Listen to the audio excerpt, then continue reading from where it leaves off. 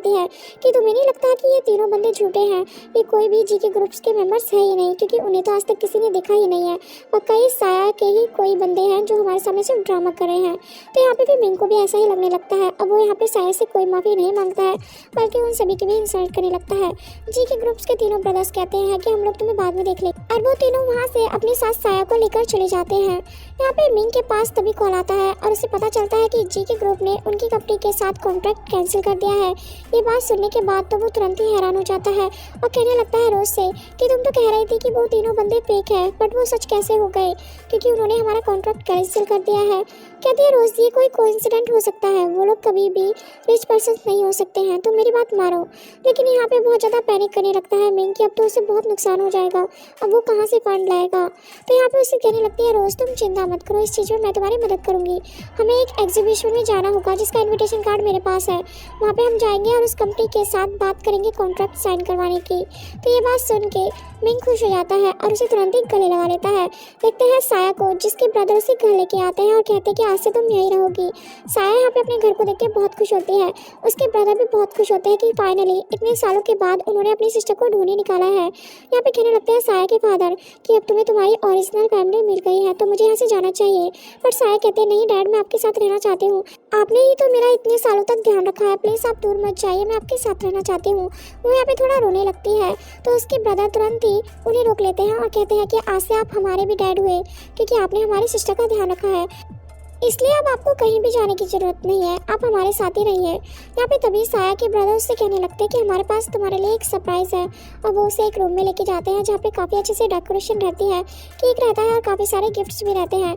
साया उन सब चीज़ों को देख के बहुत खुश होती है, तो उसके ब्रदर्स बताते हैं कि इतने सालों से तुम हमारे साथ नहीं थी ना, फिर भी हम लोग तुम्हारे बर्थडे पे तुम्हारे लिए गिफ्ट्स रखा करते थे, इसी उम्मीद में कि एक दिन तुम हमें मिल जाओगी। और देखो आज हमारी वो उम्मीद पूरा हो गई है, क्योंकि तुम घर वापस आ गई हो। साया यहाँ पे ये सब कुछ देखकर बहुत ज़्यादा इमोशनल हो जाती है और वो रोने लगती है।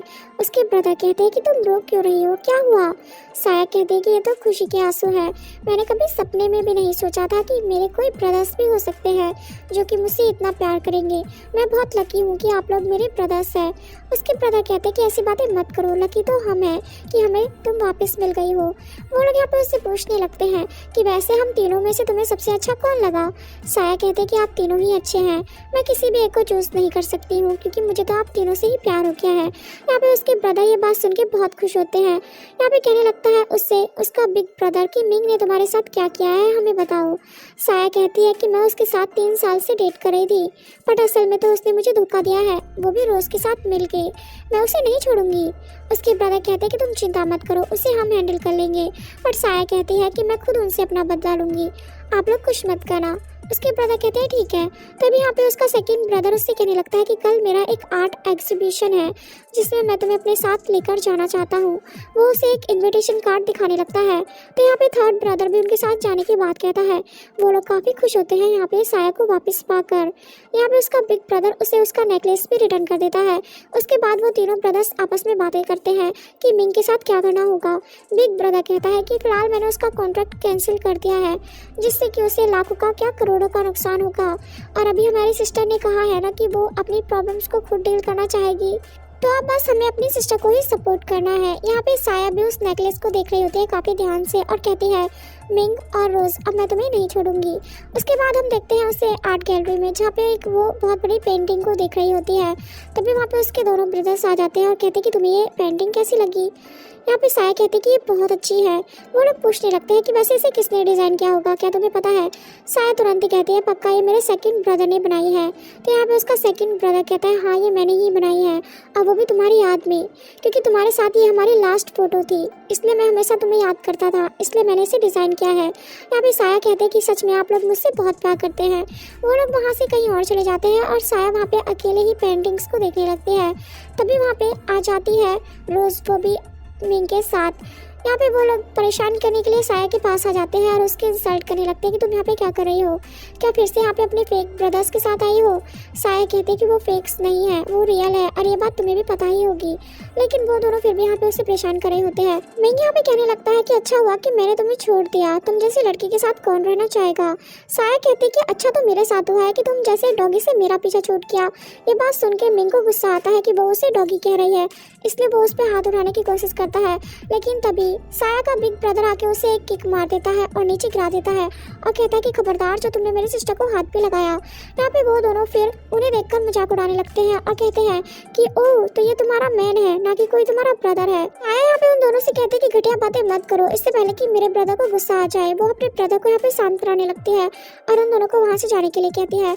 साया का ब्रदर उससे कहता है कि तुम अभी यहीं रुको, मैं अपने दोनों ब्रदर्स को तुम्हारे पास भेजता हूँ, ये लोग तुम्हें परेशान नहीं करेंगे। साया कहते कि मैं ठीक हूँ ब्रदर, आप चाहिए। यहाँ पर मिंग और रोज को उस पर बहुत ज़्यादा गुस्सा आ रहा होता है। साया अकेली खड़ी रहती है तो मिंग फिर से साया के पास आ जाता है और उससे कुछ बदतमीजी वाली बातें करने लगता है। साया कहते कि इससे पहले कि मेरे ब्रदर्स आके तुम्हारे हाथ पैर तोड़ दे, अच्छा होगा कि तुम यहाँ से चले जाओ। बट मिंग तो अपनी हरकतों से बाज नहीं आ रहा होता है। तभी वहाँ पे आ जाते हैं फिर से साया के दोनों ब्रदर्स और उसे मारते हैं और कहते हैं कि खबरदार जो हमारे सिस्टर के तुम करीब भी आए। मिंग कहने लगता है कि तुम लोग कितना दिखावा करोगे, तुम कोई इसके ब्रदर्स नहीं हो और कोई रिच पर्सन नहीं हो। लेकिन जितने भी लोग वहाँ पे होते हैं वो सभी कहने लगते हैं मिंग से कि क्या तुम इन्हें नहीं पहचान पाए हो, ये सेकंड ब्रदर जी के ग्रुप के हैं, इनकी ही तो ये आर्ट गैलरी है। यहाँ पे गार्ड उसे पकड़ लेते हैं और सबक सिखाने की बात कहते हैं, बट मिंग का तो डर के मारे ही अपने पैंट में सुसु निकल जाता है। ये सब कुछ देख के सभी लोग हिल जाते हैं। वो लोग उठाकर उसे बाहर फेंक देते हैं, जहाँ पे मिंग बहुत ज़्यादा परेशान होने लगता है। वहाँ पे आती है रोज़, तो मिंग कहता है कि अब मैं क्या करूँगा, वो लोग तो सच में रिच निकले, अब मेरा तो बिजनेस ठप हो जाएगा। रोज़ कहती है कि तुम डरते क्यों हो, मेरी अंकल मदद करेंगे, मेरे साथ चलो तुम। उसके बाद दिखाया जाता है साया को कंपनी में, जहाँ पे वो खाली बैठी रहती है और असिस्टेंट से कहती है क्या मेरे पास कोई भी वक्त नहीं है करने के लिए, अगर ऐसी बात है तो मैं घर जा रही हूँ, मेरे ब्रदर्स तो मुझे कुछ काम करने ही नहीं देते हैं। तो यहाँ पे असिस्टेंट उन्हें तुरंत रोक देता है और एक फाइल देता है, कहता है कि एक कॉन्ट्रैक्ट की फाइल है जो कि आज डील डन होने वाली है। साया कहती है ठीक है तो इस काम को मैं खुद ही करूँगी। असिस्टेंट टेंशन में आ जाता है कि कहीं मैडम ने ये काम किया तो प्रॉब्लम हो जाएगी, क्योंकि बॉस तो नहीं चाहते हैं कि उनकी सिस्टर बिल्कुल भी काम करे। साया जैसे ही ऑफिस से बाहर निकलती है तो उसके सामने फिर से मिंग और रोज आ जाते हैं, जो कि फिर से उसकी इंसल्ट करने लगते हैं। साया यहाँ पे कहते हैं कि तुम दोनों यहाँ पे क्या कर रहे हो, तो वो दोनों कहते हैं कि तुम तो ऐसे बोल रही हो जैसे कि ये तुम्हारी ही कंपनी है, हम लोग यहाँ पे अपने अंकल से मिलने आए हैं, शायद तुम्हें तो पता भी नहीं होगा कि हमारे अंकल कौन है। यहाँ पे साया पहले उनकी बकवास सुनने लगती है, लेकिन मिंग उसके साथ कुछ ज़्यादा ही बदतमीजी करता है, उसे पकड़ लेता है। तो साया एकदम से उसे किक मार देती है और कहती है कि अपनी औकात में रहो, वरना इस बार तुम अपनी जान से ही हाथ धो बैठोगे।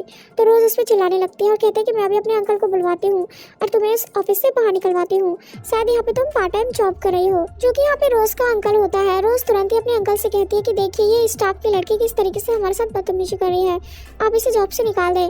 पर यहाँ पे तो उसके अंकल उसी को एक चाटा मार देते हैं और कहते हैं कि तुम्हें पता नहीं है कि ये हमारी नई बॉस है, तुम इनके साथ ऐसी बदतमीजी कैसे कर सकती हो। ये बात सुन के मिंग और रोज के होश उड़ जाते हैं। यहाँ पे अंकल माफ़ी मांगने लगते हैं साया से, बट साया उन्हें जॉब से फायर कर देती है, जिससे कि यहाँ पे अंकल को बहुत गुस्सा आने लगता है रोज पे और मिंग पे। लेकिन यहाँ पे रोज कहते हैं कि मेरे पास एक बिजनेस का नया आइडिया है जिसमें आप अंकल हमारे साथ कुछ पैसे इन्वेस्ट कीजिए। तो यहाँ पे अंकल कहने लगते हैं कि फिर तुम्हें कितने पैसे चाहिए उस बिजनेस के लिए। यहाँ पे वो लोग अपने फिंगर से उन्हें इशारा करते हैं। अंकल कहते हैं कि 5 करोड़ चाहिए। रोज कहती है 5 नहीं 500 करोड़ चाहिए। ये बात सुनने के बाद तो उनके अंकल उन्हें ही मारने लगते हैं और कहते हैं कि तुम लोग क्या मुझे बर्बाद करने आए हो जो मैं तुम्हें 500 करोड़ दे दूँ, और उन्हें वहाँ से भगा देते हैं। मिंग यहाँ पे कहने लगता है रोज से कि अब हम क्या करेंगे, तुम्हारे अंकल तो पैसे देने को तैयार ही नहीं है। रोज कहते तुम चिंता मत करो, कल एक पार्टी है जिसमें कॉन्ट्रैक्ट को लेके बात होने वाली है, अगर हमें वो कॉन्ट्रैक्ट मिल जाए तो फिर हमारे पास पैसे ही पैसे होंगे। उसके बात सुन के मिंग फिर उसमें प्यार जताने लगता है कि तुम तो सच में मेरे लिए बहुत लकी हो, हर बार मेरी मदद करने को तैयार होती हो। वहीं दिखाया जाता है साया के बिग ब्रदर को, जो कि कहते हैं कि कहीं तुम्हें चोट तो नहीं आई है, मुझे पता चला है कि फिर से मिंग ने तुम्हें परेशान किया है। साया कहते